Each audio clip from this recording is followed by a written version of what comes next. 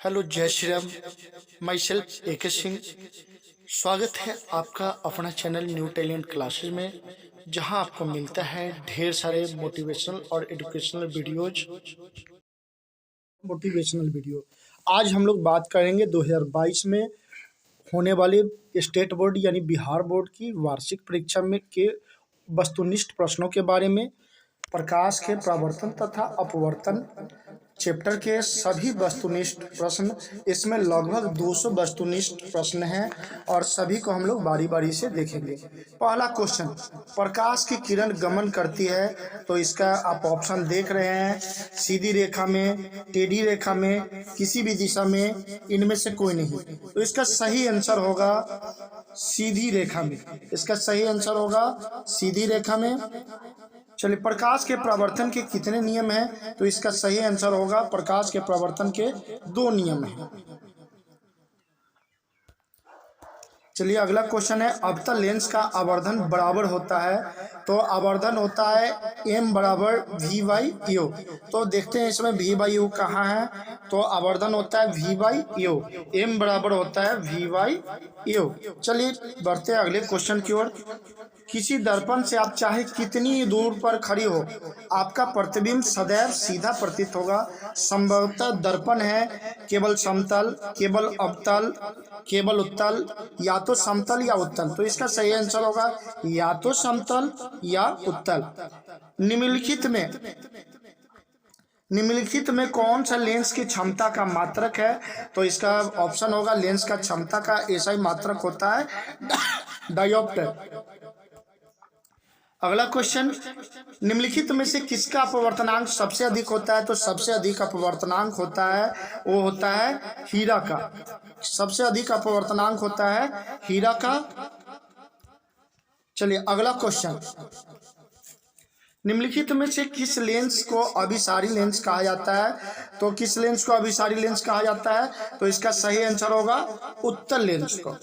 उत्तल लेंस को अभिसारी कहा जाता है, अवतल को अपसारी कहा जाता है। चलिए, बाइफोकल लेंस निम्नलिखित में से किस माध्यम में प्रकाश की चाल सबसे अधिक होता है? तो प्रकाश का चाल सबसे अधिक होता है निर्वात में जो प्रकाश की चाल होती है 3 × 10⁸ मीटर पर सेकेंड। अगला क्वेश्चन है, दर्पण सूत्र क्या होता है? तो दर्पण सूत्र होता है 1/v + 1/u = 1/f। अगला क्वेश्चन है, किसी कार का अग्रदीप में प्रयुक्त दर्पण निम्नलिखित में से कौन होता है? तो कार का अग्रदीप में जो दर्पण प्रयोग होता है वो होता है अवतल दर्पण। अगला क्वेश्चन, किसी माध्यम में अपवर्तनांक का मान क्या होता है? तो अपवर्तनांक बराबर होता है sin I / sin R। अगला क्वेश्चन है, किसी लेंस की क्षमता -2D है तो इसकी फोकस दूरी क्या होगा? इसका फोकस दूरी होगा, देखिए फोकस दूरी f बराबर होता है 1/p यानी 1/-2 = 0.5 मीटर। देखेंगे 0.5 मीटर कहाँ है। चलिए, कौन सा दर्पण आमतौर पर वाहनों के पीछे देखने के रूप में किया जाता है? तो वाहनों के पीछे देखने के लिए प्रयोग किया जाता है उत्तल दर्पण। प्रकाश का परावर्तन, उत्तल दर्पण के सामने एक वस्तु को रखा गया है, इस प्रतिबिंब की प्रकृति कैसे होगी? दर्पण क्या है? दर्पण जो है आपका क्या है? उत्तल है। दर्पण उत्तल है और उत्तल दर्पण के सामने रखा गया प्रतिबिंब की प्रवृत्ति क्या होती है? काल्पनिक।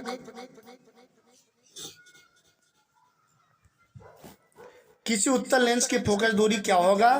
तो फोकस दूरी उत्तल लेंस का फोकस दूरी क्या होगा? +v।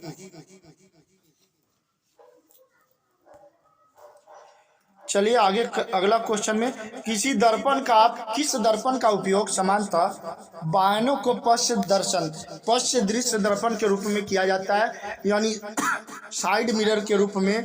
तो वाहनों के साइड मिरर के रूप में हम लोग उत्तल दर्पण का प्रयोग करते हैं।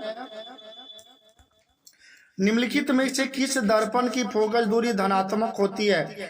तो किस दर्पण की फोकस दूरी धनात्मक होती है? तो इसका सही आंसर होगा आपका उत्तल दर्पण।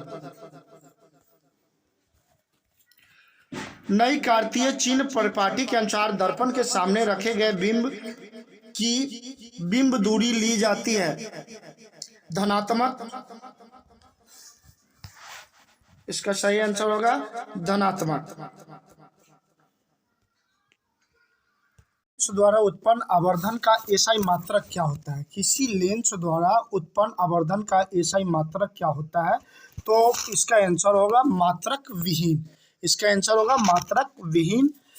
अगला क्वेश्चन है, निम्नलिखित में से किस लेंस की फोकस दूरी धनात्मक होती है? किस लेंस की फोकस दूरी धनात्मक होती है? तो इसका होगा, लेंस की बात हो रही है तो उत्तल लेंस।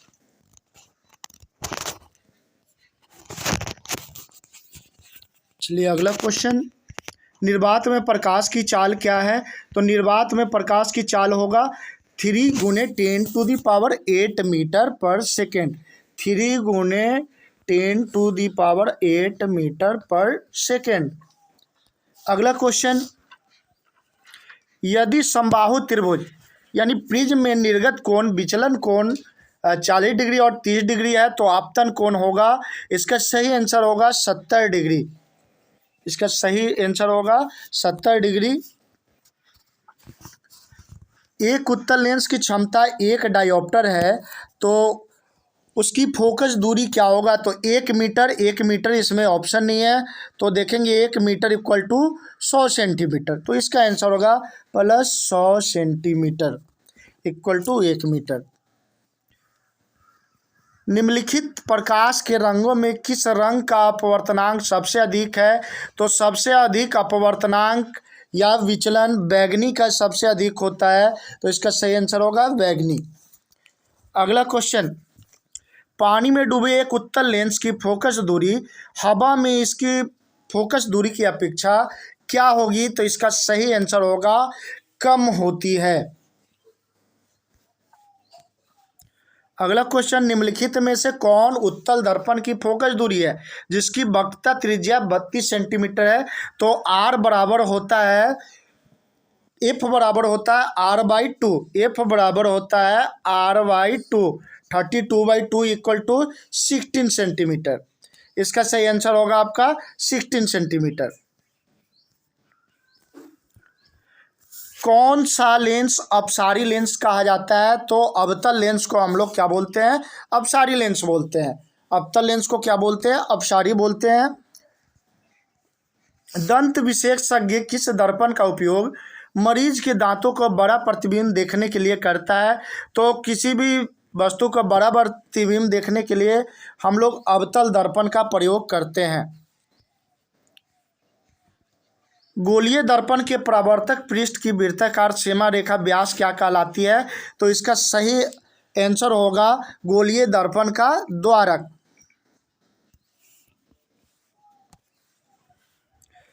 चलिए अगला क्वेश्चन, यदि किसी बिंब का प्रतिबिंब का आवर्धन ऋणात्मक है तो उस वस्तु की प्रकृति क्या होगी? तो उस वस्तु की प्रकृति होगी, इसका आंसर ऑप्शन है वास्तविक और उल्टा, वास्तविक और सीधा, आभासी और सीधा और आभासी और उल्टा। इसका सही आंसर होगा वास्तविक और उल्टा। इसका सही आंसर होगा वास्तविक और उल्टा। किसी शब्दकोश के छोटे अक्षर को पढ़ने के लिए आप निम्नलिखित में से कौन सा लेंस लेना पसंद करेंगे? तो 5 सेंटीमीटर का एक उत्तल लेंस।